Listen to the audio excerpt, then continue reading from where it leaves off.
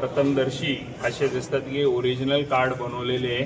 ह्याच्यात पूर्ण सरकारी यंत्रणा हे सत्ताधारी पक्षांबरोबर मिळालेली आहे। हे प्रभाग क्रमांक 4 मधले आमचे उमेदवार आहेत, त्यांनी हे मतदार कार्ड जे पोस्टमॅनचं काम आहे की ते मतदारांपर्यंत पोहोचवायचं, हे राजकीय पक्षाचे कार्यकर्त्यांपाशी हे भेटलेले, राष्ट्रवादी काँग्रेस पार्टीचे कार्यकर्त्यांपाशी हे फॉर्म भेटलेले।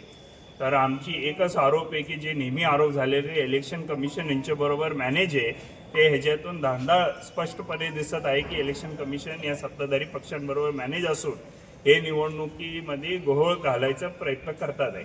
माझा सर्वप्रथम प्रश्न आहे की जेव्हा इलेक्शन कमिशनचे एनव्हलप्स जर प्रायव्हेट माणसापाशी भेटतात ते, तरी इलेक्शन कमिशनचं साफ फेलियर आहे।